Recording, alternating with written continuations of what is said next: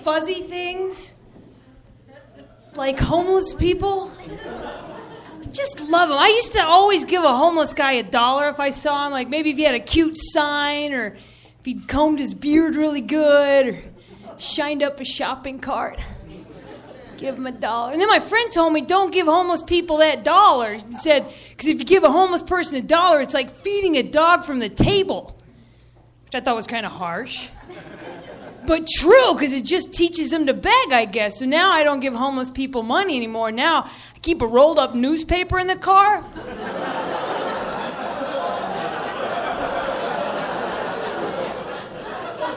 Yeah, they come up the wine window. I'm like, no!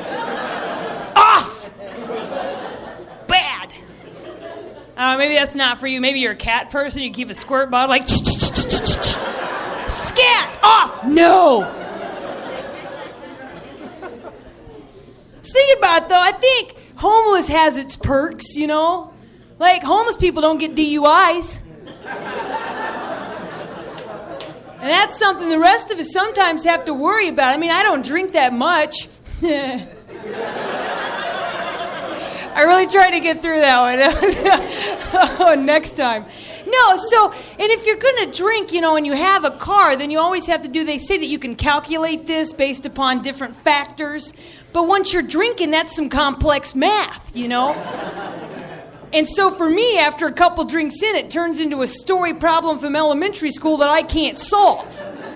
One minute I'm on a bar stool having a great time. The next minute I'm like, crap, I just had 4 rum and cokes in 2 hours. I weigh 128 pounds. I got to drive 18 miles. If I have 2 Taco Bell tacos, by the time I get pulled over...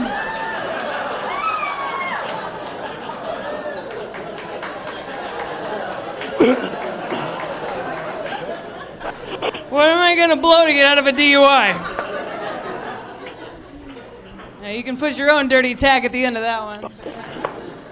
The answer is the cop. I think everybody's had what you call an almost DUI, and it's good for us because it reminds us not to drink and drive, and it happens early. Like, I was 22 years old, and I had my almost DUI. Got a couple people with DUIs going, almost would have been nice. I wish they could almost take it off my record. I remember I was 22 years old. I should have had a DUI.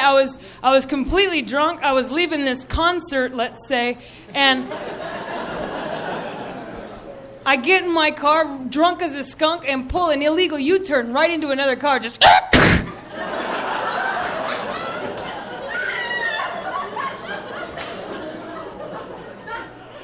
Uh-oh. Right, I should have had a DUI. The only reason I didn't get a DUI is because the driver of the other car was also drunk. Yeah, so I'm like, we both jump out of the car. Hey, I'm drunk. Don't call the cops. You're drunk. I'm drunk.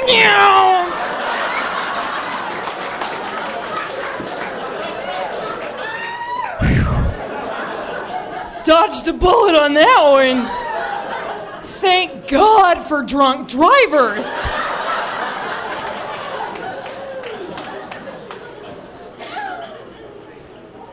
You know a pretty good test to tell if you're too drunk to drive? If you get in your car and your GPS lady sounds hammered.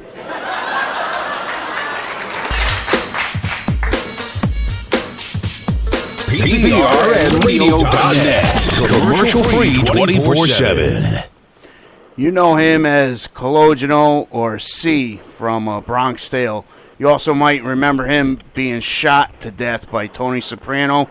Actor Lillo Brancato joins the designated driver tonight. What's going on, Lillo? How you doing? I'm all right, and yourself? Thanks a lot for calling into the designated driver. I am your host, Marty the Paisan. We got a couple co-hosts here, Richie and Dr. Mark Bono, and of course the owner of PPRN Radio, Peter.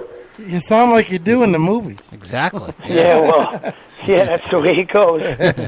So before our listeners hear your story, let's talk a minute about your movie career. James Gandolfini, Denzel Washington, Robert De Niro.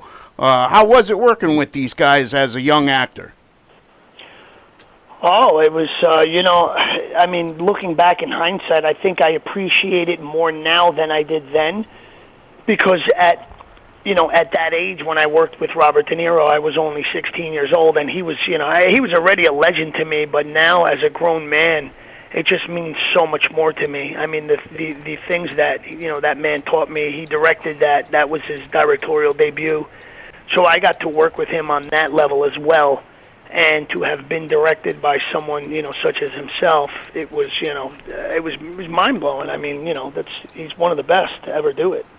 Now, didn't Robert De Niro discover you somewhere on a beach somewhere or something? Yes, on Jones. Well, not himself, but I was discovered on Jones Beach in 1992. Because they say you looked like him, right? Yes. Well, that was initially the reason why I was. Well, actually, I was in the water. My brother's, was approached, and he said, hold on, I'll get my brother. He's perfect." That was nice of your brother, huh? Massive jealousy just sets in, right? So that was a great opportunity for you to start your career, and you've had a great movie career. Even over the past couple of years, you did a couple of movies. Isn't that right? Yes, I did. What was the last one that you did? The last one I did was a film called DOA, Dead on Arrival. It was in Louisiana. Actually, I did I was just working on one called Fury of the Dragon, written and directed by my good friend Victor Rios. He's stuck on that title. He's such a big Bruce Lee fan, and the title really has nothing to do with the movie.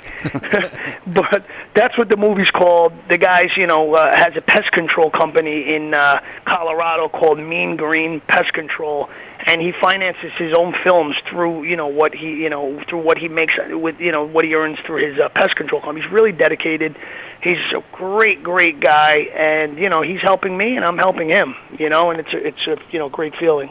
And it's good to see you back on the screen. I met you a couple months ago, and I told you then that Bronx Tale, one of my favorite movies, if not the favorite, and then the part that you played was just phenomenal. You're a great actor, Lillo, and thank you so much. I really appreciate you calling into the show here. So, tell us now what happened on the evening of December 10th, 2005. Well, I was, high on drugs, looking to get more drugs, went to a friend's house, not to burglarize, even though I did break a window because I was desperate, but that doesn't mean it's a burglary. I knew I had permission to be in that house. The kid who played me younger in Bronx Tale lived next to the guy, and I knew him, when I went out with his sister, and when I would fight with his sister, I would literally just walk in the guy's garage in the middle of the night and fall asleep on his couch. So, I really thought that I did have permission, and I know it's so hard to believe, but that's really what happened, and that's why after I was shot, I was screaming Kenny. There are witnesses that heard me scream Kenny, Kenny.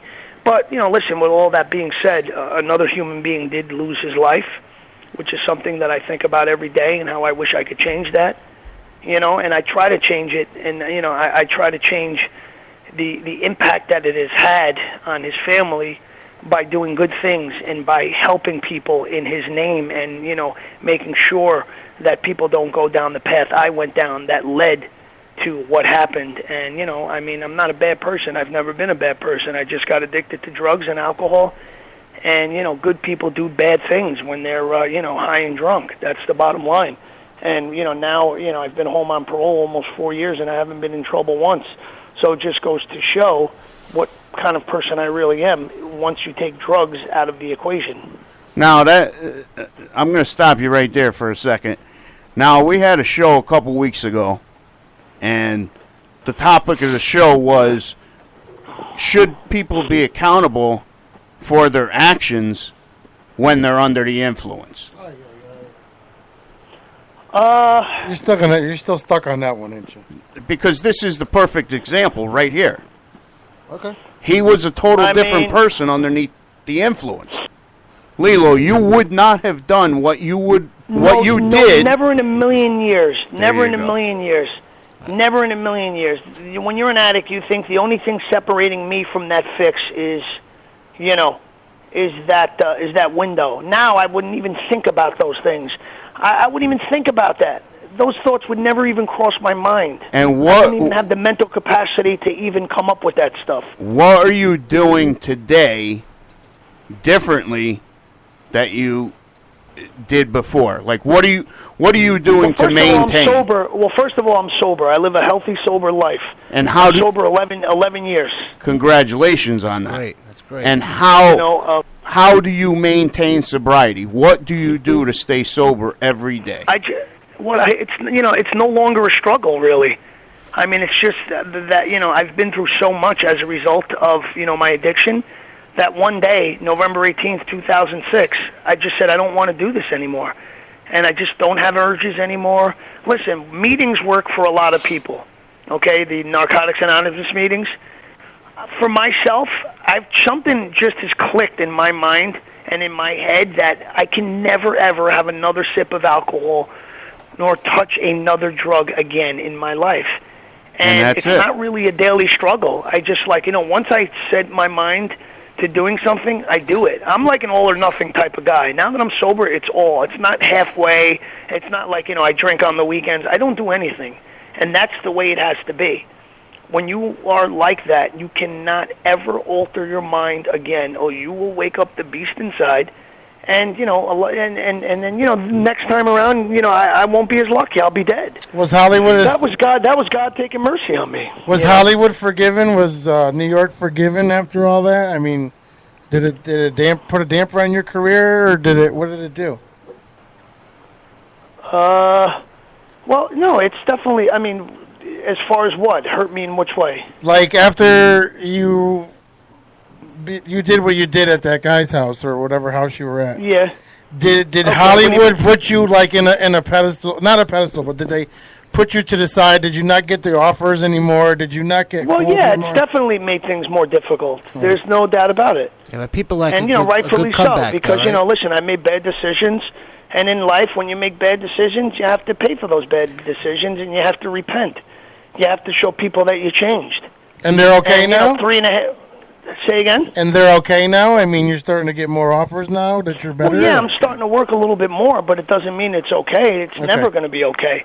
Another person's son, another man and woman's son died at the hands of my addiction. You know what I mean? So it will never be okay. But will it get better? Yeah, it'll get better, and I think people will become more forgiving as time goes on, and they see the good things and the good person that I am, and to say, well, hey, you know what? Maybe he was a drug addict, and maybe those the fact that he was on those drugs, it made him do things that he wouldn't do today, and he's a changed man. And and I think as that people see that, and that time goes on, I think people will be more forgiving. Now we only got it takes time, just like Mel Gibson. Yeah, or Charlie Sheen. But we got a couple more minutes, Lillo, and I just want to bring this up to your attention. I promoted this show all over Facebook today, and there's a bunch of addiction recovery groups out there, and I posted this in one of the groups, and for the most part, you got a lot of positive feedback. A lot of people were interested in hearing the show. But there was one comment that one guy made, and he said, "Screw him. He's a cop killer." How does that make you feel when somebody says that? You didn't even. Because listen, it doesn't make me feel anything. That guy's listen, for that guy to say that, he's a clown. Because you know what? If you know the facts in the case, okay, I didn't even have a gun that night. If it was a shooting death, correct? Right. How did I kill a man when it was a shooting death and I was the only one out of 3 men there that wasn't armed? I was shot first. Did you know that? Yes. I was shot when I said, I was shot unarmed, didn't have a gun, but I killed him. Listen, I take full responsibility for how my actions and my drug addiction, made a contribution in the death. Because absolutely, I was there and it happened. But if you eliminate the other guy from the equation, the guy I was with, and I was doing exactly what I was doing with exactly what I had on my person, that cop would still be alive. So how did I kill him again? Exactly. I could see if what I was doing, my actions led to his death, where I was like trying to break in a window, and the window, something fell when I kicked it over when my foot was through the window, and it landed on him and it killed him. That you can say I was responsible for. But I was shot first. I didn't have a gun, but I'm a cop killer. That guy that said that is a coward and is brainwashed by the press. By the media. He doesn't have, exactly. Yeah, because it's not. How am I a cop killer? If I was dead, the guy wouldn't be dead. So how did I kill him? I don't understand these things. I don't, and not to take away the fact that someone lost their life. And seriously, I don't take it seriously by saying, "Oh my God, I'm so sorry." You know how I show I'm sorry? By using my experience to go to schools and talk to kids, colleges, by showing God that I deserve this second chance, by staying sober every day, and by doing the right things. It's not what we say, it's by my actions. Exactly. So a guy like that saying that, you think that's going to make me go off the course I'm on now because that moron said that? Screw who? Go ask all the people that I've helped, and these people that I've made a difference in their lives. Absolutely. If I was still if I was home and you were read about me in the paper and say, actor, in a DUI, actor busted with drugs, or actor this, you haven't heard anything. Anytime you hear about me in the paper, it's about Lillo here, giving an inspirational speech to young kids or this or that. So, I don't understand. I did take a stance at one point where, but you know what, it hasn't worked. And, I'm kind of tired of people say, screw him, he's a cop killer. I wonder if a plumber was killed that night, if that guy would say that. Or if I was a plumber or if I was an electrician, would people go to and say, oh, I don't want this guy wiring this house. He killed you know what I mean? They wouldn't care. It's because I'm an actor, they use that as a pretext and show jealousy through that because they don't want to see me succeed because they don't do what I do. That's the bottom line. It just is what it is. It's all about the media, too. The media has a lot to do with it. Yeah, they make things, why didn't they say, when I tell people, oh, you were shot? I didn't know that. Well, of course you didn't. Because they don't write that. And I was shot first. I was shot unarmed. That's what set the whole chain of events off. So yeah, we were there on private property, but not to commit a crime. So, he came out, said, don't move. I didn't hear, don't move police. His own landlord said he didn't hear him say police. So, at 5 in the morning when you're high and drunk and somebody says, don't move, what are you going to do? You're going to move. Right. He shot, and then the other guy shot because he shot. He didn't shoot him first. Do you understand what I'm saying? Absolutely. So it's not what people think, and I'm just sick and tired of hearing it, So, on a positive note, what's up next for Lillo Brancato? How can people follow you? You're not on Facebook, so no, I'm on Instagram. Lillo Lillo _ Brancato Brancato.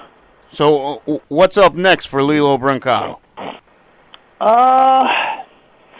Well, they are not myself, but this guy that I know who happens to be a former member of the NYPD is going to direct, raise some money to do a documentary on my life, and I thought, who better than to do it than someone who's an actual member of law enforcement.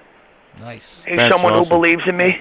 Nice. I believe in you, Lillo. I believe you're doing the right thing nowadays, And I believe, listen to me. I believe everybody makes a mistake.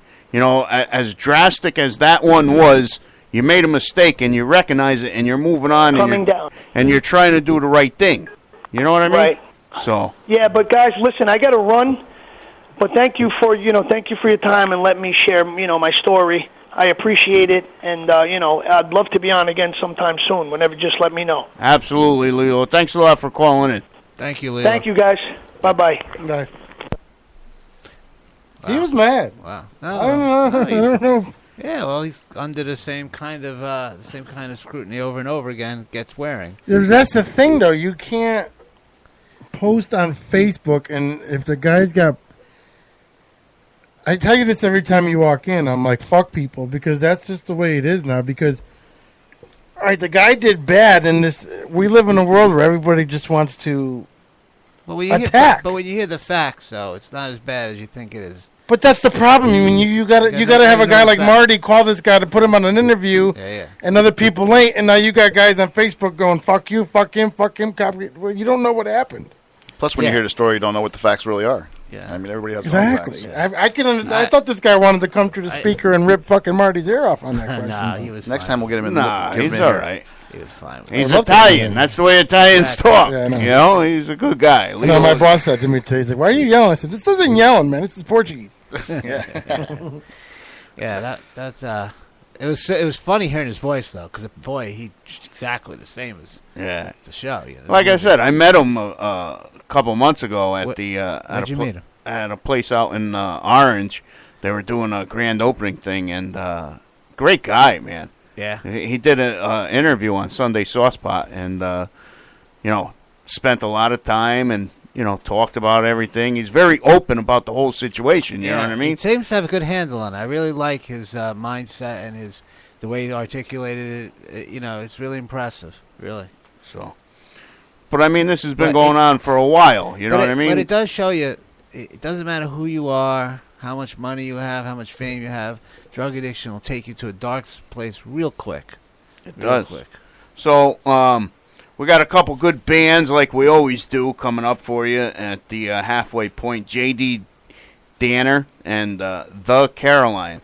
So, if you found us on Facebook and like the Designated Driver logo and flyer, check out A1 Gator Graphics and Vinyls, custom graphics, vinyl, decals, magnets, cornhole games, and so much more. A1 Gator Graphics, 561-512-1324.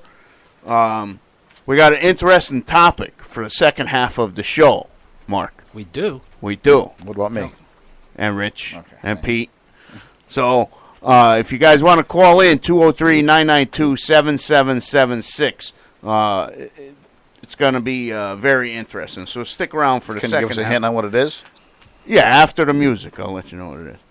So, De Niro's calling in next. Yeah, De Niro. So the Center for Compassionate Recovery in Madison, Connecticut. Tell me a little bit about this place. This is the best place you've ever been to, Marty. They do opiate addiction treatment there. They do comprehensive treatment, both addiction and mental illness, in an integrated fashion. You got your medical and your psychological combined under one roof. It's a warm, welcoming environment, and they take any kind of insurance, including state insurance, which is very rare. Do they deal with the sexual addiction too? That's your issue. We don't deal with that. I don't have a sexual addiction. Okay. So, where exactly is it located? In beautiful downtown Madison, right on famous Wall Street and Route 1. And it's in the historic 1850s building. And it's right on the bus line for those who need transportation issues. And we do opiate addiction treatment. That's our thing. And we have very caring, competent doctors and therapists. And we have tremendous outcomes. And our clients wouldn't go anywhere else if I can't speak for them. CTaddiction.com, 203-245-0412. What if somebody doesn't have insurance? Everybody has insurance, right? If you don't have insurance, you got state insurance. If you have state insurance, you got insurance. We take you. You take them with state insurance, Absolutely. And that's what makes you different from... What's one of the things, besides the quality? Yes. All right. RobsTickets.com, 203-467-8499. Do you want to see your favorite sports team, concert? Tickets are available for every concert, every team, in every city, in every state, in every country. RobsTickets.com. National events, World Series, the U.S. Open, NASCAR, whatever it is, you can get good seats through Rob's Tickets. You want to sit good at a show. You want to check out RobsTickets.com. Some of the concerts, some of the upcoming events include Iron Maiden, Metallica, Def Leppard, and even Quiet Riot. New York Yankees, New York Rangers, the Boston Celtics, Miami Heat. It's all right there on RobsTickets.com, 203-467-8499. Don't forget to mention Paisan on the checkout screen to receive 10% discount. So check them out. They got tickets for every event you can imagine. Peter, on with the music. PBRNradio.net. Commercial free 24/7. Hey, have you tried that new place, A Beats? A Beats? No, it's a pizza. A Beats? It's a pizza. They let you build your own. They even cook it in a coal-fired brick oven. In under 3 minutes. Do they have anything else? Of course. They have calzones, grinders, wings, soups, and salads. They let you completely design your own meal. With 30 different toppings to choose from. I'm sure you'll find something. Check out their app in the iTunes or Android Marketplace. Or just head down to A Beats yourself at 182 Temple Street. I promise you won't be disappointed. Well, looks like we're heading to A Beats. It's a pizza!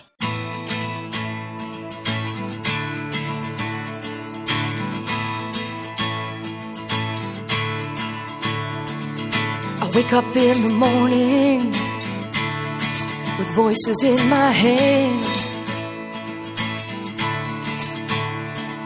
I try to find a reason to get out of my bed.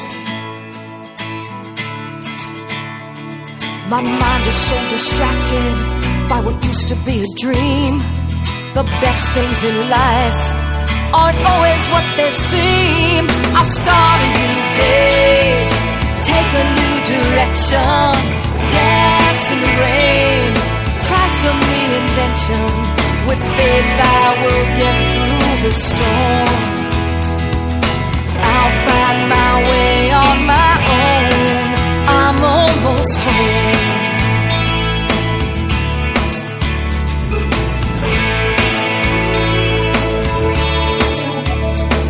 There's a freedom in the feeling.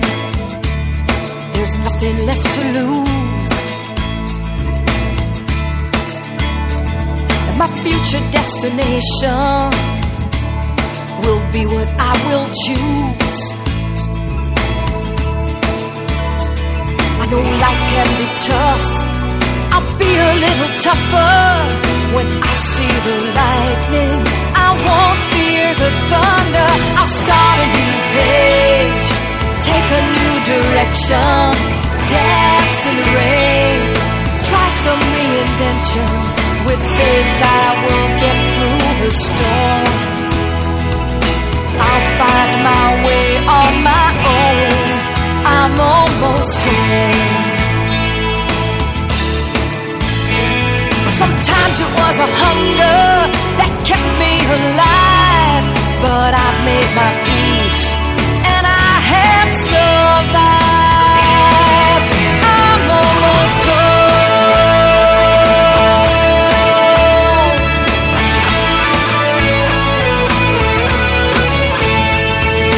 Life can be tough.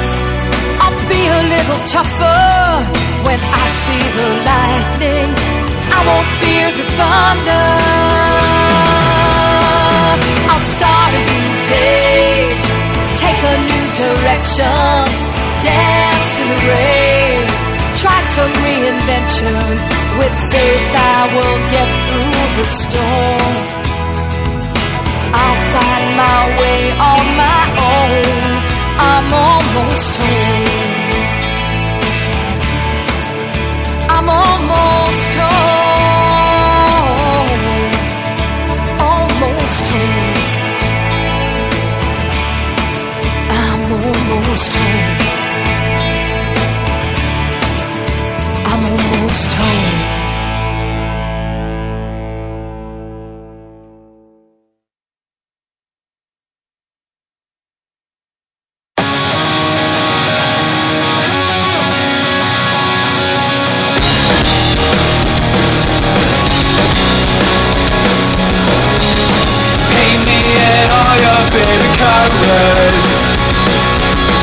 Leave out those darker shades of red, 'cause I cringe just thinking of the moment. The image gets stored inside your head and laid waste to every hope and dream. So we all wait to resurge a ring.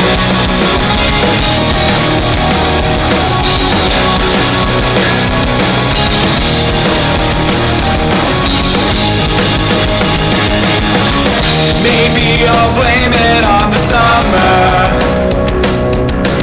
Excuses made, I've gone and fled. What remains of hanging on comes into focus. It turns into just letting go instead. And laying waste to every hope and dream. Slowly away to resurge away.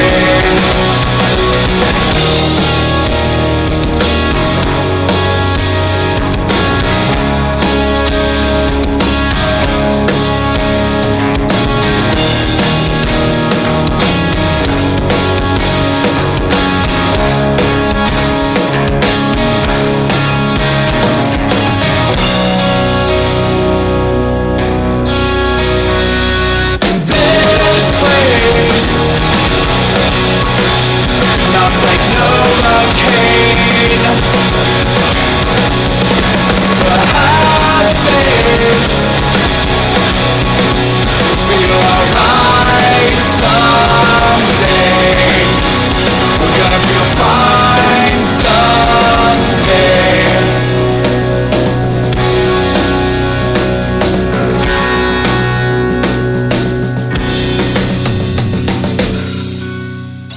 PPRNradio.net.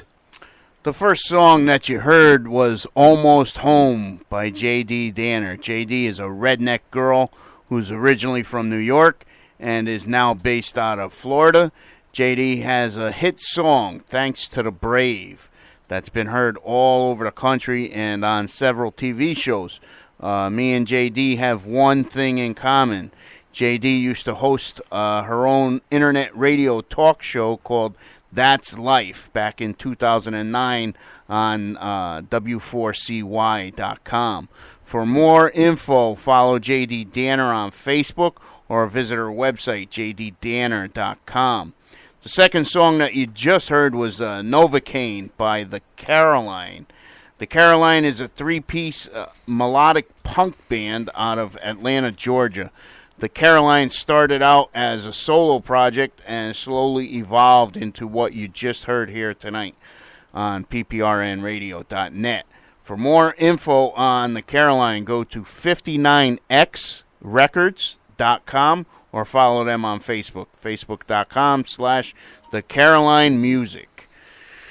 True Ink Gallery is determined to bring you the highest quality art in any form that you choose. Clean, custom, and caring. True Ink Gallery is a full-service custom tattoo and piercing shop located at 2005 Foxen Road in North Branford. If you get a tattoo that you don't really want, that you don't think that looks good, and you want it redone, TrueInkGallery.com. Check out the artist, piercings, and tattoo candles. They even got tattoo candles on there. If you go back to one of our first shows, we had a candle lit here, and it's really nice stuff. On Facebook, True Ink Gallery USA, 203-208-3176. 15% discount for all military, firemen, and police with an ID. 10% discount for all the designated driver listeners. Why not support the businesses that support us? TrueInkGallery.com.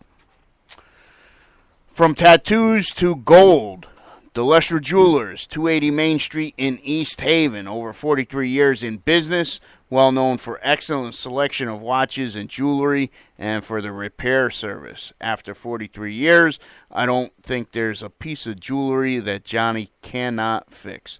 All repairs are done right there while you wait. If you want to wait, you can wait. If not, go get some pizza and then come back. Diamond and engagement rings, Delestra Jewelers is the best place to pick out your diamond and engagement rings. Again, support the businesses that support us. Check them out on Facebook, Delestra Jeweler Manufacturers, 203-469-8214.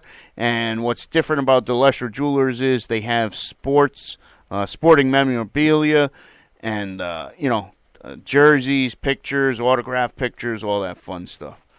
So check out the Lester Jewelers. They do awesome cleaning as well. So, second half of our show here, an article I was recently reading from usnews.com. Opioid Commission held its first meeting this past Friday, June 16th. Do you know anything about that? The Opioid Commission with Donald Trump and Governor Christie? Yeah. No, I don't know, but please go ahead, enlighten me.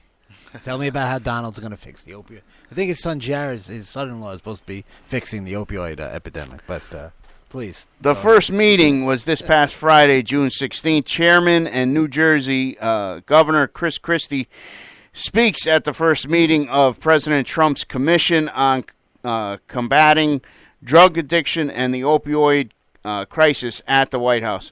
According to the Center for Disease Control and Prevention, 91 Americans lose their lives each and every day to opioid-related overdoses. Only 1 in 10 have access to treatment at the time that they need it.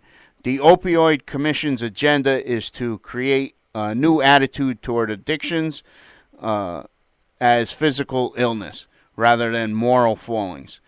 2 messages were reverberated at President Trump's Commission on Combating Drug Addiction and Opioid Crisis.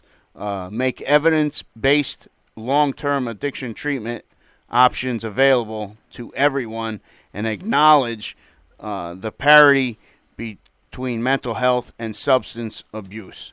And that's why I started laughing, because the bill, the health bill that the Republicans and Mr. Trump was trying to pass through would cut people out of the way in terms of having access to health care, and they're deliberately asking to remove the parity between substance abuse and mental health and other forms of illness. So the hypocrisy looms large there.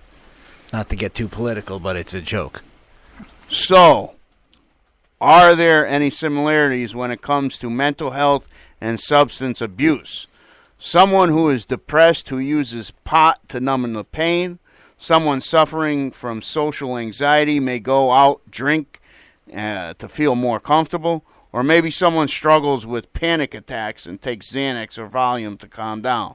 What about the person who lacks motivation or energy and does an 8-ball of cocaine to increase their drive to get things done? How or what do you think the Opioid Commission can do for these types of people? Well, first of all, most substance abuse treatment programs do not have the capacity to screen, assess, and differentially diagnose mental health issues from addiction. That's the beginning of where that conversation needs to start. That should be a basic competency of any addiction treatment program, because research shows that co-occurring mental health disorders are not the exception, they are the rule. And in which case, if you do not have the capacity to do that kind of work, then you are significantly you're going to have much poorer treatment outcomes. That's the implications for what you're describing there, Marty. Is can someone tell can a professional tell whether there's a pre-existing mental health issue that's being self-medicated with opiates or other drugs? And the answer to that question is very often yes. So my question is, what do you say to the person that takes a pill for anxiety, like takes a Xanax because they're freaking out, they're nervous about everything, and what's the alternative for that person? Well, let's start by the fact that there are people who use Xanax appropriately. There are people who have panic attacks very rarely, and they have Xanax and they use them as needed, and they don't abuse them. So there are people who also have a history of severe chronic trauma that benefit from being on benzos, but that doesn't mean that everyone who gets prescribed that medication abuses them or becomes dependent on them, but some do. So, like our last guest, Randy Grimes. Mm-hmm. Yeah. So when someone has a true anxiety disorder and they don't and they develop an addiction to something like a benzo, you've got to work with them to find other ways to help them with their anxiety disorder. And that can be through non-narcotic medications, that can be through therapy, that can be through things like yoga and meditation, progressive muscle relaxation. And for some people, that means medical marijuana because that's a lesser of two evils for some people. So what do you think about that, Rich? The guy that he's lacking energy, and he feels that he has to, coffee's not doing it for him, so he's got to do an 8-ball. What do you tell that guy? I think he's got to change stuff in his life to get more motivated to do things. If you got a shitty job or a shitty life and you're not doing anything, you're just hanging out and but we're not talking about just someone without energy. You're talking about someone who's truly depressed. Then you got a different issue, right? Well, that's two different people. Two different You think cocaine is more of a depressing drug, like for people who are depressed? Well, people certainly who are depressed might certainly use cocaine to self-medicate their depression temporarily, sure. Right. But you're talking about someone who's just not energetic and non-motivated and uses an 8-ball. Well, that's a different story than someone. Yeah, you can't use it for energy. You get paranoid. Self-medicating a true depression.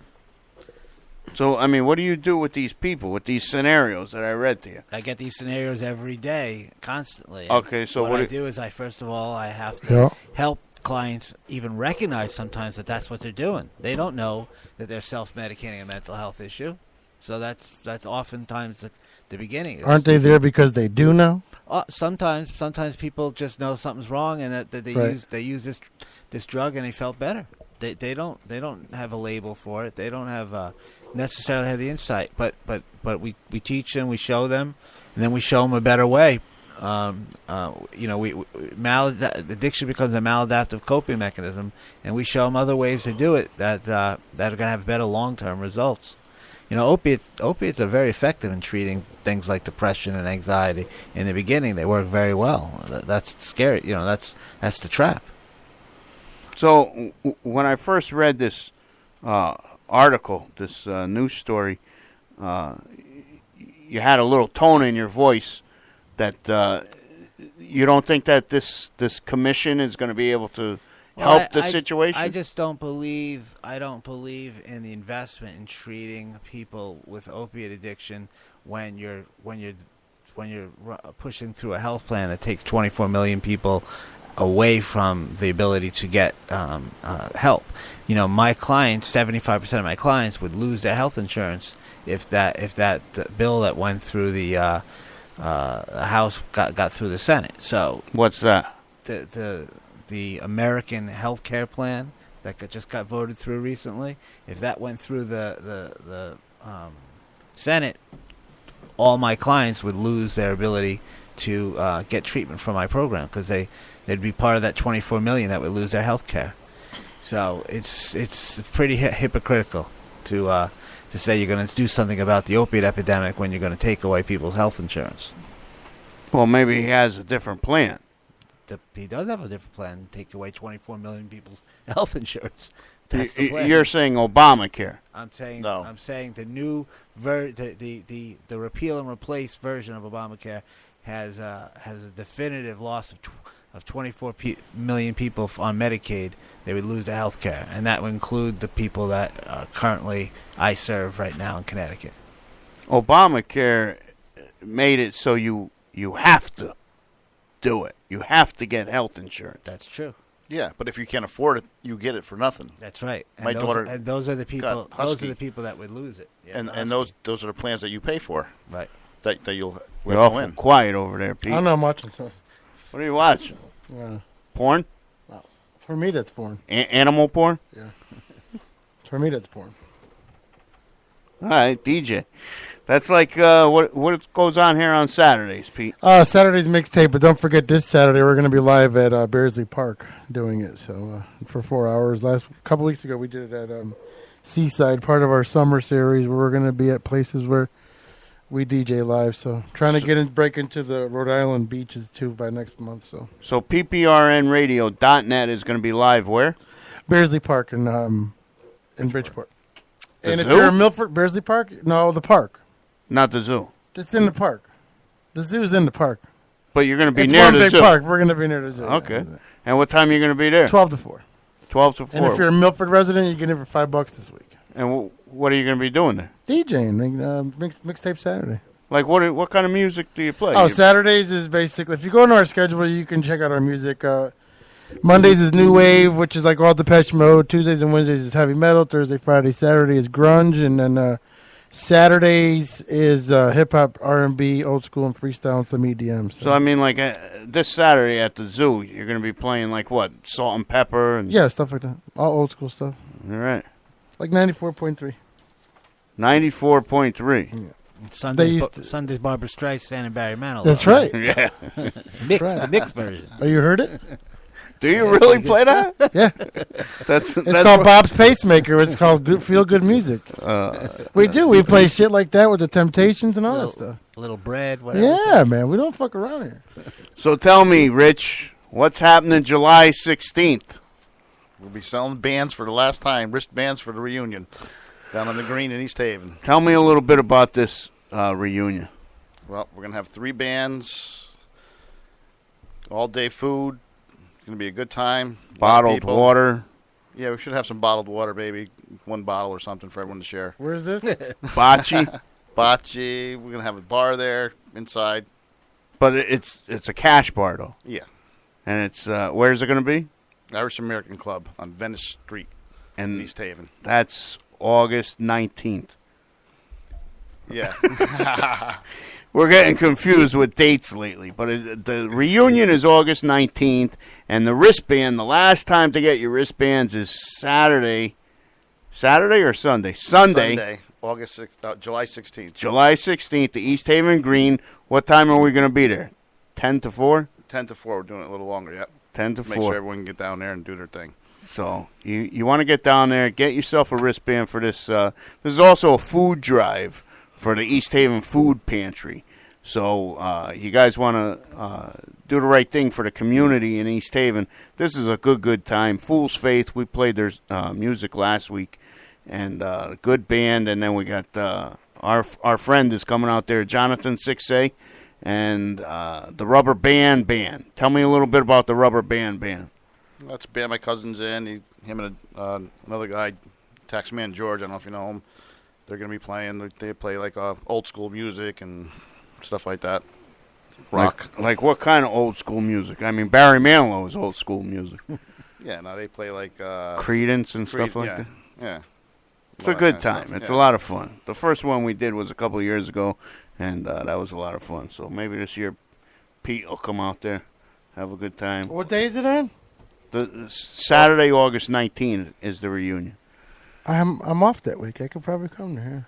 Last time we had all day clams. People were shucking clams all day. I don't eat seafood. You don't eat seafood? No, just cod and sole. I met this guy. He told me that if he eats seafood, he's going to die. Yeah. You're probably allergic to it. Seafood allergy, it's called. He said his throat's going to close up.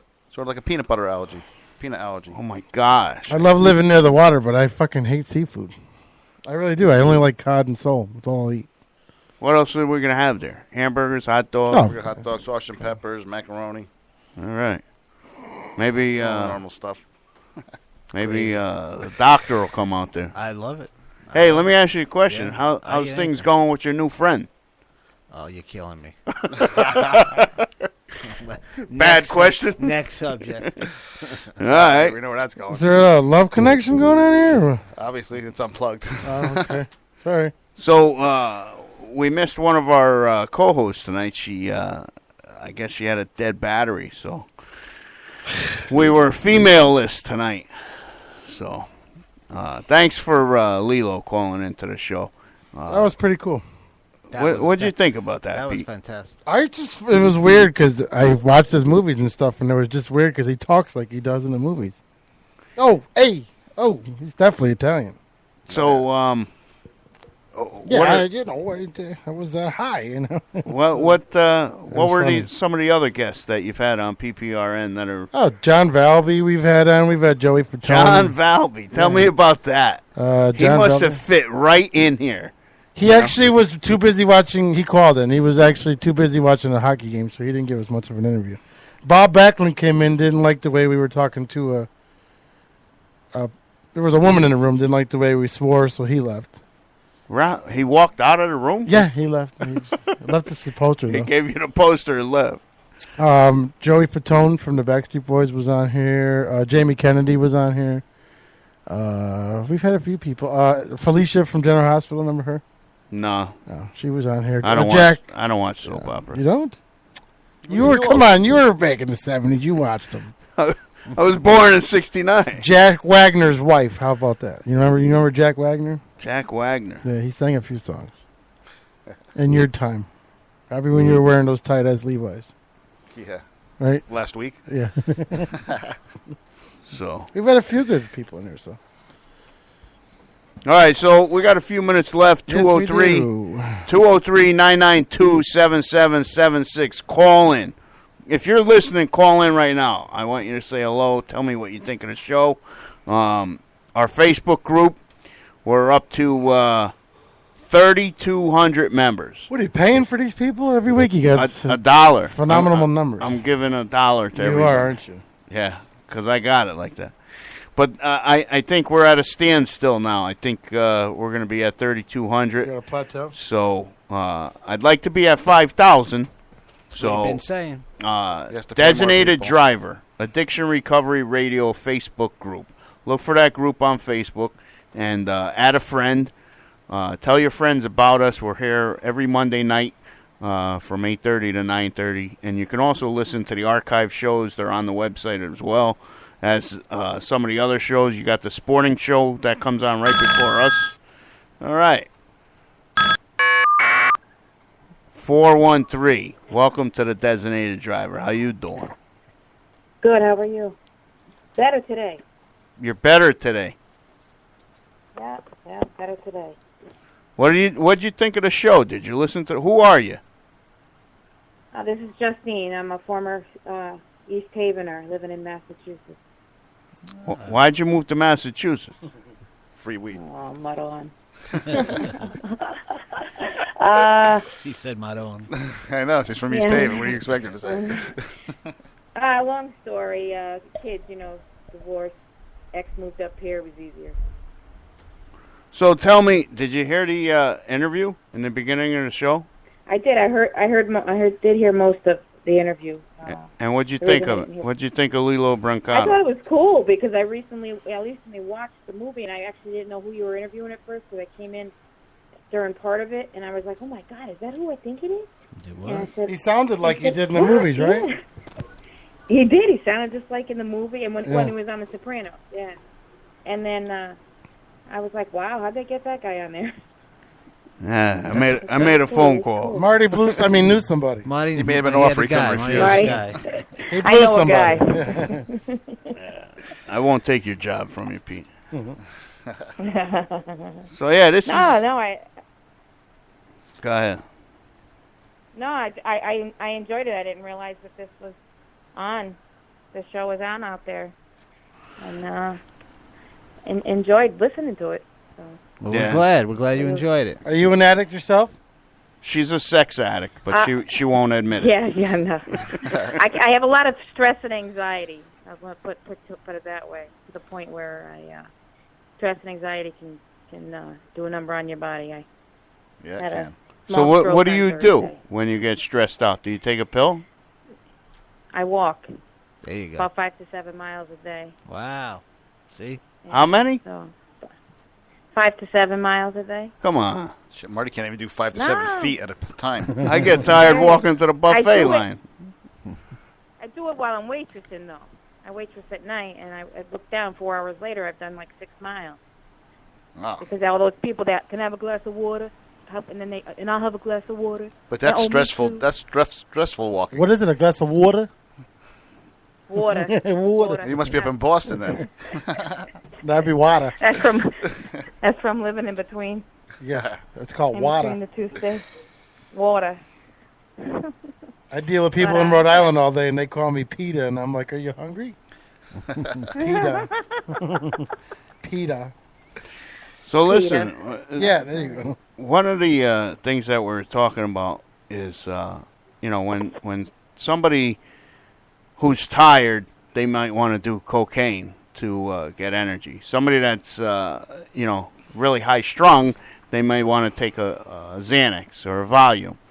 What would you say to that person who's your friend, and you see him, taking drugs? Becoming dependent on it. Right. What would you tell him, Justine? I haven't personally been in that position, but I've had family that have had addiction issues. It doesn't matter if it was prescription medication or if it was alcohol. And it's hard to say, you're not going to tell the person to go walk. You know what I mean? What do you say to that person? No, I'm not going to tell them to go walk. No, but go walk yourself. They actually, this particular person had to hit rock bottom first and actually lose a few things in life to see, what they were doing to themselves and their family. But working in the healthcare field, which I do for my full-time job, I see just a tremendous amount of claims for opioid addiction, even up through the ages of people who are senior citizens. So it's a big, I know they call it an epidemic, but I don't want to say epidemic. It's a big problem that's been around for years. It's just been now it's hitting the white man, so that's why it's an epidemic. Well, yeah, well that's right. But with the way media and everything is today, you got 24-hour access to news and information. So what we might have heard about over a period of 5 years, we hear in 5 minutes now. So, right. As soon as somebody dies here or there or whatever. Yeah. But yeah, it is a big health concern, health issue out there for many people. I'm telling you, from all walks of life. All walks of life. I see it, That's right. All walks of life. They have their own business. Millionaire, non-millionaire, movie star, preacher, whatever. It just hits everybody. It's hitting all forms. There's no discrimination. So listen, you can hang on the line while we close out the show if you want. Yep. All right, so we're going to close out the show. Thank you guys for being part of this. This was our big show, Lillo Brancato, Absolutely. So thank you guys so much, Rich and no worries. Mark and Pete. Thank you. We had a good time with this show, and Lillo, he's a great down-to-earth guy, and I wish him all the best, from all of us to you, Lillo. We hope you keep on doing the right thing, Thanks, Lillo. So, positive thought of the day. Nothing is impossible. Nothing is impossible. The word itself says, I'm possible. You get it? Audrey Hepburn, thank you for that one. Be sure to catch my other show, Sunday Saucepot, on ETV Public Access Television, Channel 18 in East Haven. Or online, www.easthaven.tv, twice a day, every day, 10 a.m. and 10 p.m. Thank you to our very special guest, Lillo Brancato. Thank you to all our co-hosts. As always, Peter, thank you, and PPRNradio.net, and all our listeners. Thank you guys so much. Next week, we got a couple special guests, recovery advocate Mike Barry, and the Women for Sobriety will be our guests next week. Same time, same station. As always, who loves you, baby? PPRNradio.net. Commercial free 24/7.